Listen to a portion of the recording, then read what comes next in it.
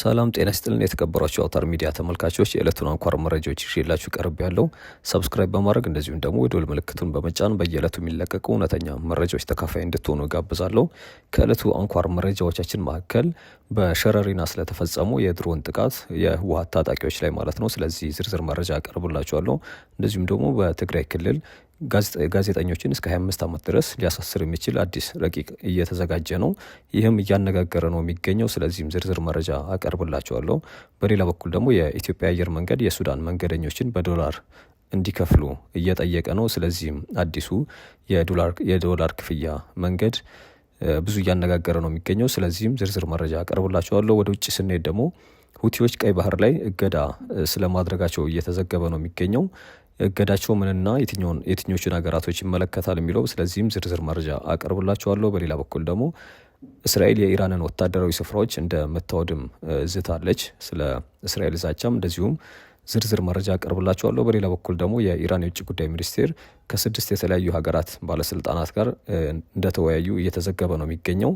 ውይይታቸውም እንግዲህ ወደ እስራኤል የሚሳኤል ጥቃት ወይም ደግሞ ጥቃት ሰንዝረው ነበር። ከዚህ ጥቃት በኋላ ነው እንግዲህ ውይይታቸው።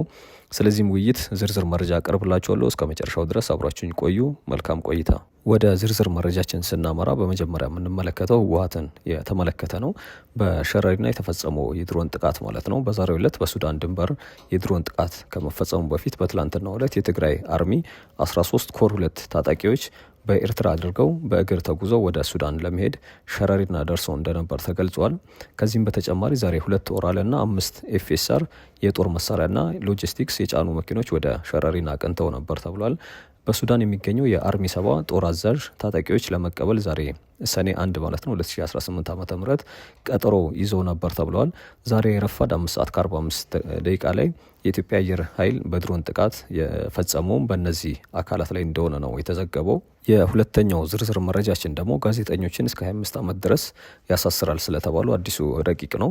በትግራይ ክልል ጋዜጠኞችን እስከ 25 ዓመት ድረስ ሊያስቀጣ የሚችል አዲስ ረቂቅ ሕግ መዘጋጀቱ አነጋጋሪ ሆኗል። በትግራይ ክልል ውስጥ ወታደራዊ ንቅናቄ የሚቃወሙ በትጥቅ ትግሉ ላይ ትችት የሚያቀርቡ ወይም ደግሞ መከላከያ ጥረቱን ያደናቅፋሉ የተባሉ ግለሰቦች የሚዲያ ተቋማት ላይ ከባድ ቅጣት የሚጥል አዲስ ረቂቅ አዋጅ መዘጋጀቱ ነው የተነገረው። ረቂቅ ህጉ በተለይ የህግ ባለሙያዎችና ሰብአዊ መብት ተሟጋቾች ዘንድ ከፍተኛ ተቃውሞና ስጋት ቀስቅሷል ተብሏል። ዋና ዋናና አከራካሪ የሆኑ ረቂቅ ነጥቦችም የሚከተሉት ናቸው።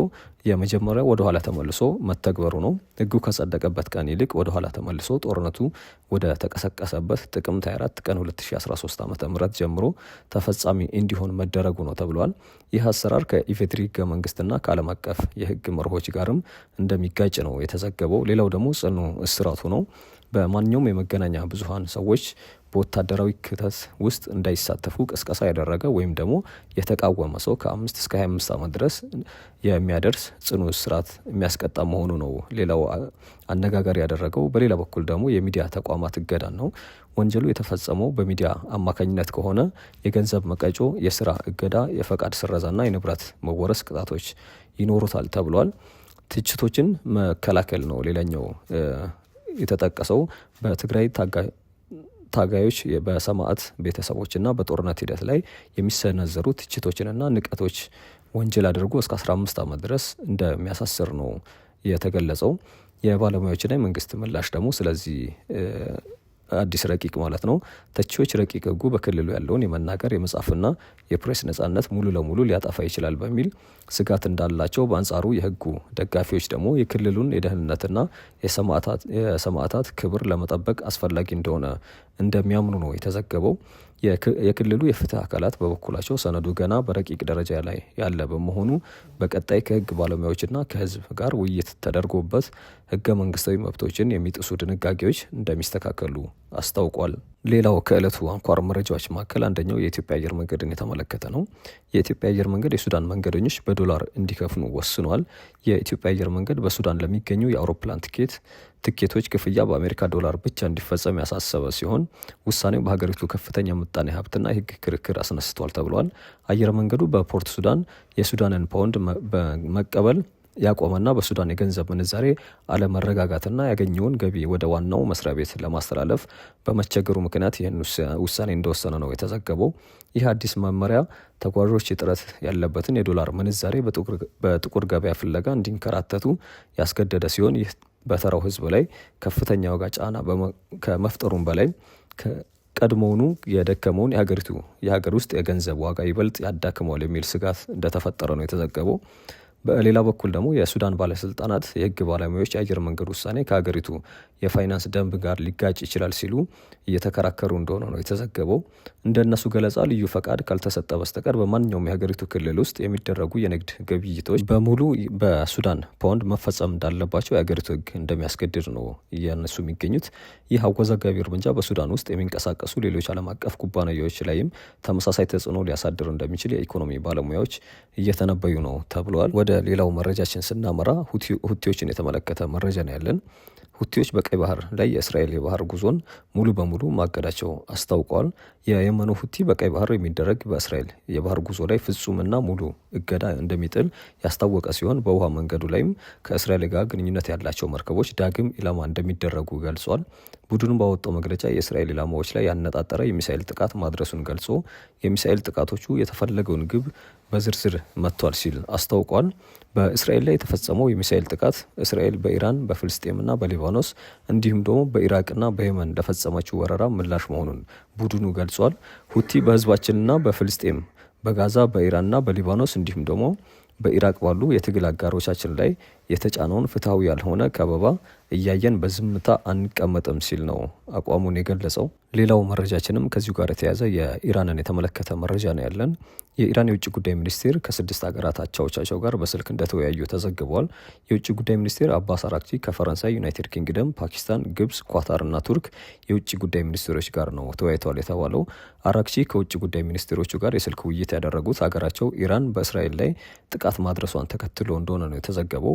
የሚኒስትሮቹ ውይይት አጀንዳ ባይገለጽም በምሽቱ የሚሳኤል ጥቃት ላይ ያተኮረ ሊሆን እንደሚችል ሚዲያዎች እየዘገቡ ነው የሚገኙት። ኢራን እርምጃ የወሰደችው እስራኤል ከሊባኖስ ጋር የፈጸመችውን የተኩስ አቁም ስምምነት በመጣሷ ምክንያት እንደሆነም እየገለጸች ነው የሚገኘው። ሌላው መረጃችን ደግሞ እስራኤልን የተመለከተ ነው። የቴህራን አገዛዝ ወታደራዊ ስፍራዎችን በአየር ኃይላችን ይወድማል ሲል የእስራኤል ባለስልጣን ገልጿል። እስራኤል በኢራን ላይ ከባድ አጸፋ እርምጃ መውሰዷም ተገልጿል። የእስራኤል ጦር በደቡባዊ ምዕራብ ኢራን ብዙ ኢላማዎችን መትቻለሁ ብሏል። ጦሩ የካሩን ፔትሮ ኬሚካል ካምፓኒ መደብደቡን አስታውቋል። አንድ ስማቸው ያልተገለጸ የእስራኤል ባለስልጣን የድላችን የመጀመሪያ ቀን ላይ እንገኛለን ሲሉም ነው እንደገለጹ ሚዲያዎች እየገለጹ የሚገኙት። ባለስልጣኑ ጠቅላይ ሚኒስትር ነታንያሁ የማያዳግም ቅጣት ለመቅጣት ተዘጋጅተዋል ብለዋል። የአሸባሪው የቴህራን አገዛዝ ወታደራዊ ስፍራዎች በአየር ኃይላችን ይወድማል ሲሉም ዝተዋል። እስራኤል የክሩዝ ሚሳኤልና የጦር አውሮፕላኖችን በመጠቀም ኢራን ላይ የቦምብ ጥቃት ማድረስ መጀመሯ የተገለጸ ሲሆን ይህም የእስራኤል ጥቃት ትላንትና ኢራን እስራኤልን ላጠቃችው እንደ አጸፋ ምላሽ ተደርጎ ነው የተወሰደው። ሌላው መረጃችን ደግሞ ቻይናና ሰሜን ኮሪያን የተመለከተ መረጃ ነው ያለን። የቻይናው ፕሬዚዳንት ሺ ጂንፒንግ በሰሜን ኮሪያ ይፋዊ ጉብኝት እያደረጉ እንደሆነ ተገልጿል። የቻይናው ፕሬዚዳንት ሺ ዛሬ ሰኞ ሰኔ 1 2018 ዓ.ም በሰሜን ኮሪያ ያልተለመደ ይፋዊ የስራ ጉብኝት ማድረጋቸው ተዘግቧል። ፕሬዚዳንት ሺ ከሰሜን ኮሪያው መሪ ኪም ጆንግ ኡን ጋር ባደረጉት ስብሰባ ሁለቱ ሀገራት መሀል ያለውን ግንኙነት ወደ አዲስ ከፍታ ለማድረስ ያላቸውን ጠንካራ ፍላጎትና ዝግጁነት ገልጸዋል። ይህ ጉብኝት በሁለቱ የረጅም ጊዜ አጋር ሀገራት መካከል ያለው ዲፕሎማሲያዊና ስትራቴጂካዊ ትብብር ይበልጥ ለማጠናከር ያለመ እንደሆነ ተገልጿል። የመጨረሻው መረጃችን ፊሊፒንስን የተመለከተ መረጃ ነው ያለን። በፊሊፒንስ በሬክተር ስኬል 7.8 በተለካ የመሬት መንቀጥቀጥ አደጋ ቢያንስ የ32 ሰዎች ህይወት አልፏል ተብሏል። በፊሊፒንስ በደረሰ ኃይለኛ የመሬት መንቀጥቀጥ ህንፃዎች በማውደም እንደዚሁም ደግሞ በመላው እስያ የሱናሚ ማስጠንቀቂያ እንዲሰጥ አስገድደዋል ተብሏል። የዩናይትድ ስቴትስ የጂኦሎጂካል ሰርቬይ እንደገለጸው በሬክተር ስኬል 7.8 የተለካው የመሬት መንቀጥቀጥ በደቡባዊ ሚንዳናኦ ደሴት ላይ ሰኞ በሀገር ውስጥ ሰዓት አቆጣጠር 1 ሰዓት ከ40 ላይ ነው የደረሰው ተብሏል። በመሬት መንቀጥቀጡ አደጋ ቢያንስ የ32 ሰዎች ህይወት ሲያልፍ ሌሎች ቢያንስ 129 ሰዎች መቁሰላቸው ፖሊስ አረጋግጧል ተብሏል። የመሬት መንቀጥቀጡ በ37 ህንፃዎች ላይ ከፍተኛ ጉዳት እንዳደረሰና የሱናሚ ማስጠንቀቂያ ከተሰጠባቸው ሀገራት መካከል ፊሊፒንስ፣ ኢንዶኔዥያና ጃፓን ተጠቃሽ ናቸው ተብሏል። የፊሊፒንስ የእሳተ ገሞራና የመሬት መንቀጥቀጥ ተቋም እንደገለጸው ከመጀመሪያው የመሬት መንቀጥቀጥ ከ1 ሰዓት በኋላ ከባዱ አደጋ ተመዝግቧል ብሏል። በሳንቶስ ሲቲ ባለ 3 ፎቅ ህንፃው ወደ ፍርስራሽነትም እንደተቀየረና ሌሎች ምስሎች የተሰባበሩ መስኮቶችና ጣሪያዎችን ጨምሮ በህንፃዎች ላይ ከፍተኛ ውድመትም እንደደረሰ ታይቷል ተብሏል። የፊሊፒንስ የመሬት መንቀጥቀጥ ባለስልጣን እንዳስታወቀው በደቡባዊ የሶክስላገር ክልል ውስጥ የምትገኘው ከተማ በጣም ጠንካራ የሆነ የመሬት መንቀጥቀጥ አደጋ አጋጥሟታል ተብሏል። የመሬት መንቀጥቀጡ 10 ኪሎ ሜትር ጥልቀት እንደነበረውና የፊሊፒንስ የእሳተ ገሞራና የመሬት መንቀጥቀጥ ተቋም ማረጋገጫ ሰጥቶበታል። እንግዲህ ዕለቱ የነበሩን አንኳር መረጃዎች እነዚህ ናቸው። ነገ በተመሳሳይ ሰዓት በሌሎች ዕለታዊ መረጃዎች እስከምንገናኝ ድረስ ቸር ቆዩ።